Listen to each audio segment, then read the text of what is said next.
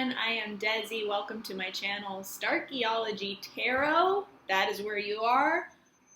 We do tarot here. We dig deep. We do starchaeological digs, aka tarot reading, and we initiate / encourage healing and growth. Today I wanted to do a quick little reading for the upcoming new moon eclipse, which will be happening on the 14th of December. New moon solar eclipse, 14th of December. It's joined by the planet Mercury, and this is following the eclipse that we had last month, and it holds a lot of opportunity for change and growth. So I wanted to do a reading for all the signs. So this applies to all 12 of you, to get just some insight on what we can expect from this new moon and how we can harness its energy for our greatest good. If you have a specific intention you want to set for this new moon, think about that now as I tune in with spirit and shuffle these cards. And let's see what Spirit has to say.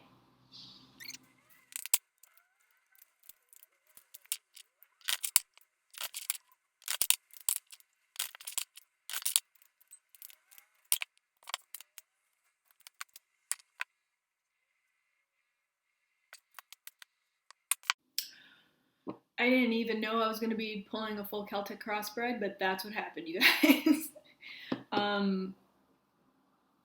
But this isn't going to be a very long video. I just wanted to get a really full picture of this eclipse and what this is about, what this new moon is about for all of you. Some of this is going to resonate and some of it will not, because this is for all 12 signs. You have to take everything with the knowledge also that what is meant for you will resonate with you, and what is not meant for you is what doesn't resonate with you, that's meant for someone else. So take the specific gifts meant for you from this reading. So the two cards that we have crossed in the center are the King of Swords, and the crossing energy is the Knight of Wands. This is, you can see that? King of Swords crossing with the Knight of Wands. It's almost like these are two planets eclipsing each other, and that's the energies that we are seeing cross with this new moon. New moons are about manifesting, planting seeds, new beginnings. So the tendency for most of us, the default that most of us are going to have this coming new moon, are to plant seeds that are rooted in our bias, our preconceptions, our preconceived beliefs, and our prejudice. Which kind of paints this in like it's a negative thing, but the truth is that we all have prejudice, we all have bias, we all have preconceived notions and beliefs. It's only a matter of how aware of them we are, and whether we choose or not to act on them, whether we choose to act reactively based on those beliefs, or we jump to action to fight them. And that's kind of this Knight of Wands, which is largely about action for the sake of action and eagerness, crossing with the Knight of Swords. For many of us, we're going to feel a newfound motivation and even like dedication and duty, because this is very Knight energy, duty to fight against those old authorities within us, those old belief systems that have ruled us up until a certain point. But the only way that we fight those things is by becoming aware of those things. And the Knight of Cups is in our conscious mind. The Knight of Cups is all about its inward adventure, as opposed to the Knight of Wands being outward adventure, how we take action, how we show that in the world. The Knight of Cups is a quest inside ourselves. And the Knight of Cups holds incredible potential for great change, but without any pairing, without having the Knight of Wands or another card of action paired with the Knight of Cups, the the risk is that it only remains in our imagination. That those changes only remain inside of us and are never reflected outside of us. Luckily, we have a lot of cards here that show that this is a perfect time to take that internal introspection, reflection, discovery, and apply it to the outside. Knight of Cups also has to do with the distinguishing between fantasy and imagination.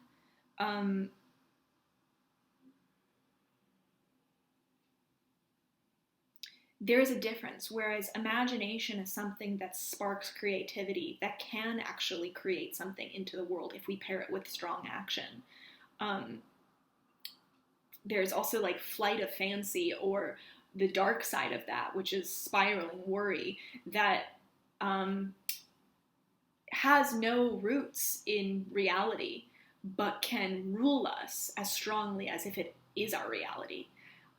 So Knight of Cups is also about distinguishing those different elements of imagination, distinguishing those different elements of mental exploration.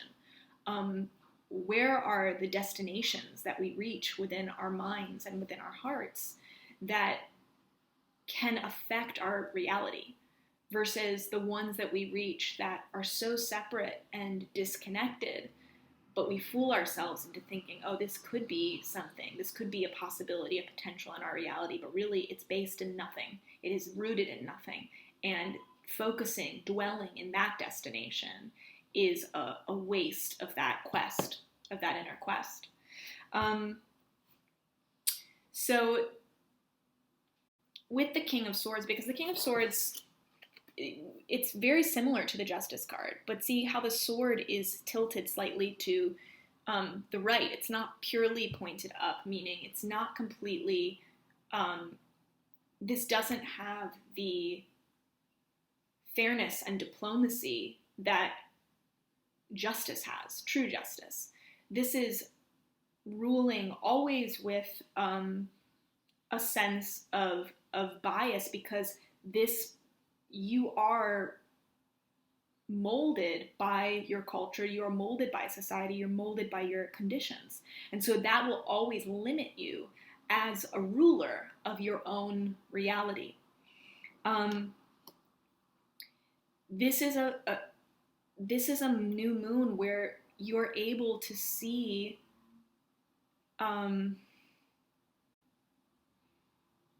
you can see your thinking for what it is if you choose to, and you can choose to act on it and attack it if need be. It's really hard though when we really are in that King of Swords mentality to be humble. And for many, I'm sensing that many of us, that there's a certain sense of pride and arrogance in what we think we know that is crumbling away, that is falling victim, prey to the attacks of this Knight of Wands. Whether that Knight of Wands is coming from ourselves, coming from a soul-driven, growth-focused part of our own beings, or this Knight of Wands is someone in your life who is coming through and attacking that part of you. Which at first it's so easy, especially when that criticism is coming from someone else, to be defensive and to just stay, on our high horse or our high throne in this situation, and pride ourselves on being very logical and practical without addressing the possibility that logic and practicality is flawed in some way, or is limiting in some way.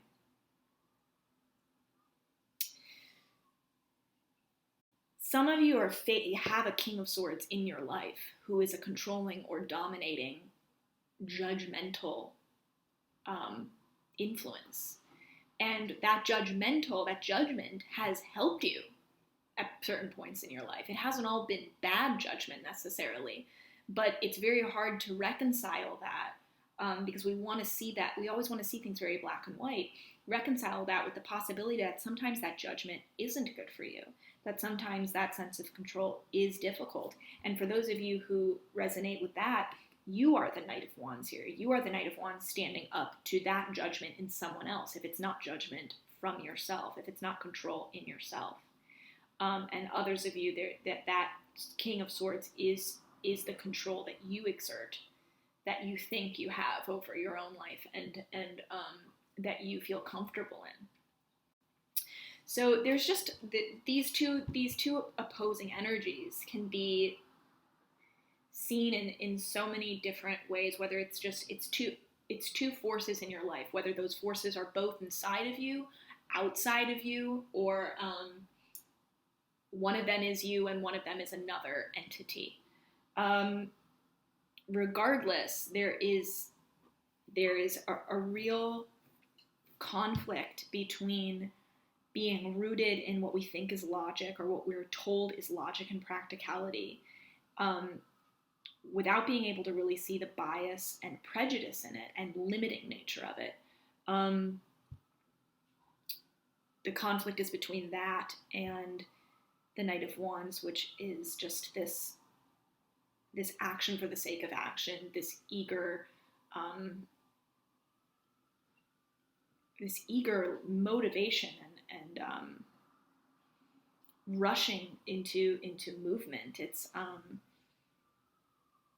It's movement without thinking. It's sometimes is rash and spontaneous and lacks practicality, logic. It sometimes lacks the mental component, and there is value even in that sometimes. Never all, you can't make a blanket statement about everything, but there is value even in that sometimes.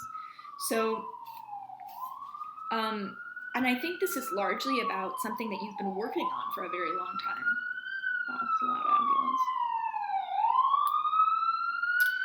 This is largely about something that you've been working on for a very long time, and something that you've kind of kept your head down in and haven't really afforded yourself to have opinions about, or challenge. Let that part of yourself be challenged, because you thought, well, this is the way it is. I'm on this pipeline, and this is my way towards mastery over this. I have to just keep working. I have to stay in the grind of this. But you are this eclipse, this new moon. It does hold potential to reign victorious over this conflict, to expose those prejudice and biases and preconceived notions. See them for what they are, which is somewhat deceptive, not maliciously, but all of our conditioning is deceptive. That's what conditioning is. There's also something about this being the Three of Cups that you come out on the other side of this being more fulfilled emotionally, rather than resting on your mental security. Because just having a strong, secure mental state, thinking, well, I have all of this in order. I'm the king in this way. I have these ducks in a row. I know how this works. That doesn't guarantee emotional fulfillment by any chance, by any means. We think that that's going to always equal emotional fulfillment. We think if we think our way through something, we can feel better. But in this case, it hasn't. It's a crutch, and sacrificing some of that mental exertion just for physical exertion, taking the thought out of it and acting for the sake of movement alone, moving from a more spirit-led place rather than a mental-led place, could surprise you after this new moon, and it could actually surprise you in what you end up creating. You think you've been on this road to creating whatever it is that you want to create, but creating from a cups place rather than a pentacles place, it's a much more magical creative process. It's a much less logical, systematic creative process, and it could surprise you how that shift takes place. Subconsciously, you may find yourself wanting to withdraw during this new moon, during this eclipse. And that is in accordance with the Knight of Cups, because we have it's this Four of Swords that's in your in your subconscious. It's almost though like it's not you that's being withdrawn, it's your brain that's being withdrawn from the situation. It's time to let your brain rest, specifically because this is in your subconscious space. It's not just you resting, it's not you isolating yourself, it's almost you isolating yourself from your own mind. This is like saying, put your brain to bed for a little bit, let your brain take a nap, and instead pursue this quest. Go on this adventure inside of yourself from a heart-led place, from an intuitive, water flowing force. This is water energy. So this is about following that intuition and seeing where that leads you, following your heart as you explore these parts of yourself and seeing where that leads you, not thinking your way through your own mechanics. Put your brain to rest, and that being in your subconscious, I think that even doing that will put to sleep some of those subconscious patterns that you're not even thinking about. If you're able to just fill your consciousness with your intention to reveal deep emotional truths, to really explore the depth and breadth of your imagination and of your emotional creative power, your heart-led creative power. All of this is leading us to the Four of Pentacles, which is the best potential outcome of this situation. This is not an endpoint. That's what's important to remember about this new moon eclipse. This is not an endpoint. This isn't what you create with this new moon. You're not creating, don't expect to create your dream come true with this new moon. This is a step towards that. The Four of Pentacles is it depicts a king, but this is not a king card. It's reaching a milestone of success that will prove to be just as important to let go of in order to receive more success. It's something that you are just passing through and not being attached to it. So create, manifest, plant the seeds that you want to plant this new moon, but know that you're not reaching your destination with this new moon.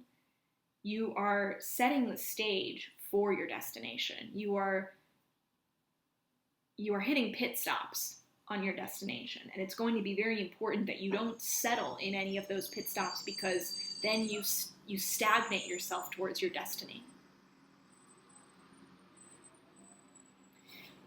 Some of you are nervous that putting your King of Swords to rest, letting your King of Swords turn off and nap and isolate itself. Some of you are very attached to the King of Swords part of you, the thinking authority, the thinker, and you see your brain as your ruler. You see your brain as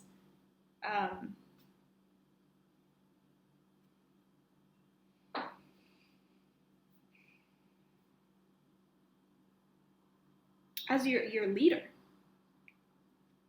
That's who you follow, is your mind, your intellect, your logic. So to distance yourself from your King of Swords, to put your King of Swords to rest, or attack your King of Swords and throw him aside for the sake of just pushing forward on this quest, on this spirit-led quest without thinking. That's very scary to you, because it's that King of Swords that is connected to our egos. The thinker in us is our ego. So we define ourselves so largely by our thoughts and our thinking processes. And there's real fear and anxiety that threatens you at the thought of not thinking, which is very ironic, because it's like saying, well, if I stop thinking, I'm going to be so worried about not thinking, which is more thinking. This is also this up at 3 a.m. card, this intense worry card, the Nine of Swords, is it can represent a kind of dark night of the soul. And if there's a part of you that goes immediately into panic at the prospect of putting that King of Swords to rest, or distancing yourself from that King of Swords, whatever it is, or whoever it is that is controlling you or dominating you in some way,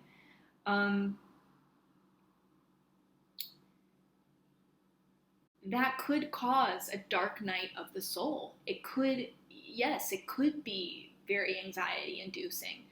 The fear of the anxiety, or the fear of the fear that would come from that distancing, is not reason to not do it.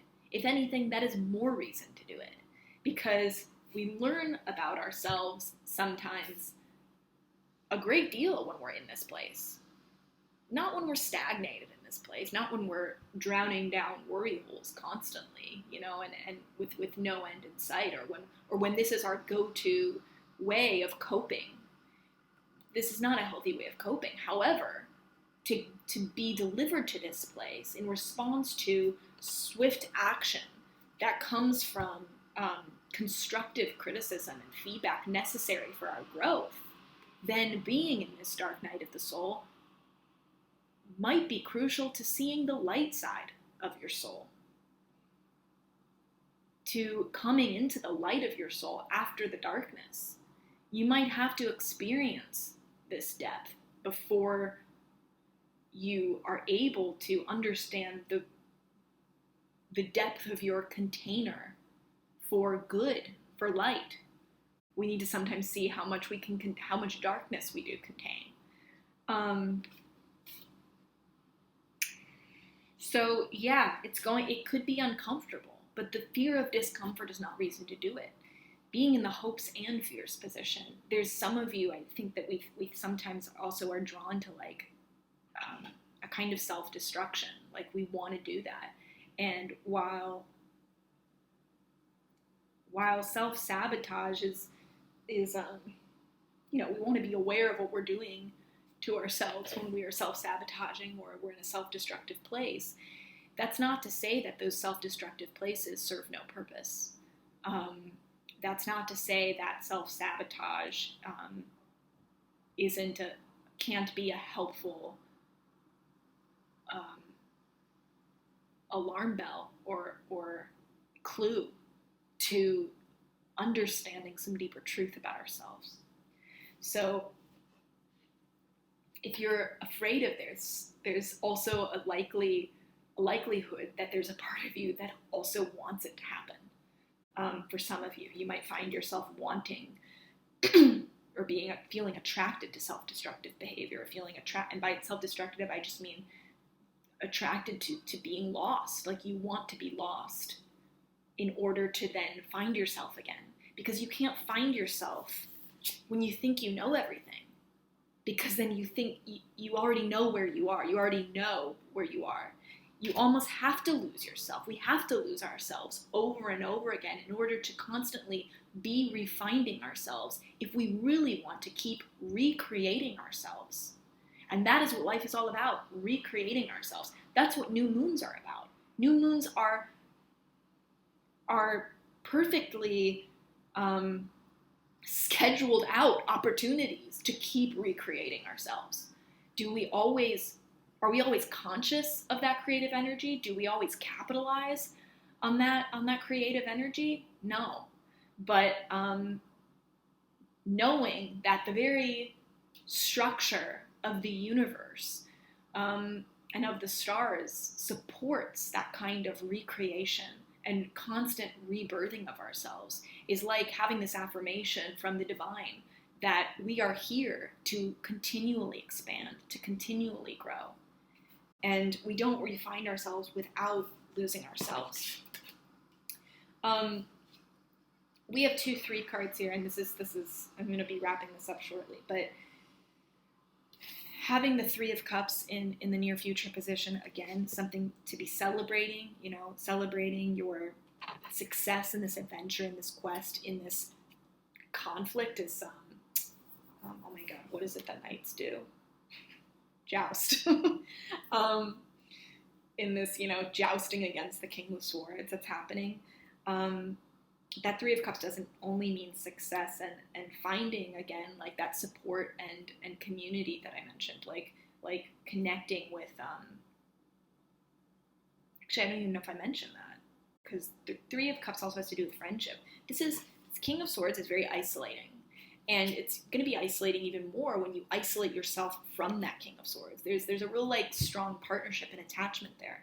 So overcoming, excuse me, overcoming that connection, or losing that connection, challenging that connection, not only opens yourself to more creative flow, because this is Three of Cups, like the Knight of Cups is yielding. The Knight of Cups consciousness is yielding that Three of Cups celebration, which is what that is. But also it connects you to like-minded people. You're finding yourself in a community of more feminine wisdom, heart-rooted wisdom, rather than mind-rooted intelligence, which is more masculine. You find yourself in a more, some of you might be finding yourself in a community, or manifesting a community, or manifesting friendships, or even a stronger family support system. When you're able to put that King of Swords to rest, you will draw others closer to you. And it's opening yourself up to their judgments beyond just yourself, or your own judgments, or beyond the judgment of that single domineering force in your life. Then you get this more diverse range of judgment, support, reflection, introspection, and being able to see the whole platter of that, the whole range of that. You become more whole as a person, and that is what is this new moon could yield. In the advice position, we literally have another three. We have the Three of Pentacles here. So this is not only just about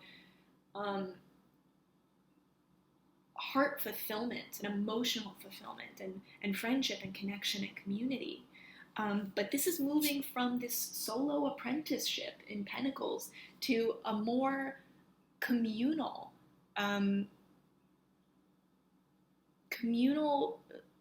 like union in what you are working for. This kind of work is less like a pipeline. It's less like I'm on this specific path and I'm here alone. I'm an apprentice. My eyes are, my head is down. I'm just focused on my thing. This is more collaborative. This is about like finding a team and understanding that this can only take you so far. You can only go so far alone. You need others in order to create the thing that you want. If that thing is something that is bigger than yourself, if that thing is really something like you are dreaming as big as you possibly can dream. Again, talking about that Knight of Cups imagination. You're dreaming as big as you can dream. And rooting that in action, in real world action, in this reality. If you want to accomplish that dream, you need others, you need teamwork, you need collaboration. This is the Architect card, and this really highlights the magic in communion with others, the magic in collaboration, the magic in working with others, and building something that will outlast you. This is building something for the sake of building it. There's no ego involved in this. And there's so much ego involved in that King of Swords card. And ego's not bad. We all have ego. But it's like anything. It is about balancing and understanding how our ego serves us, challenges us, and when it's holding us back. And this is a shift from a very ego solo driven place to a more communal creativity, a more communal effort towards working towards your goal, whether that is work or something creative, a hobby, or it's a family that you're building. The Three of Pentacles applies to all of it. It applies to any dream that feels bigger than ourselves. So this being in the advice position is like saying, reach out to others, connect with others, find those connections and celebrate those connections. That is leading you to your next success. the success that you are manifesting with this new moon. And it is going to be a great success. But like anything, it's not your destination, and you're going to move right past it if you're able to be more attached to the process than the result. One more note on that Four of Pentacles. This is about process for you. This is about the journey. This new moon this new moon eclipse is a pit stop on that journey. So it's not a time to be attached to any successes, whether it's the Knight of Wands, slaying certain dragons, with the King of Swords, or it's celebrating these newfound friendships, connections, or heart fulfillment,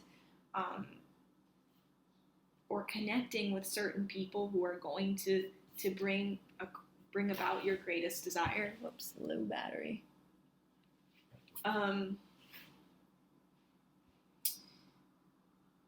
Just keep in mind the perspective that all of this is just leading you to something that is an achievement, no doubt.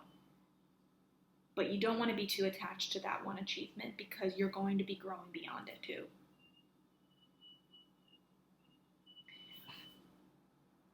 So, what a new moon, what an eclipse. I would love to hear how your new moons are, what's going on with you as you're leading up to this, as you're approaching it, as you move through it, as you come out of it.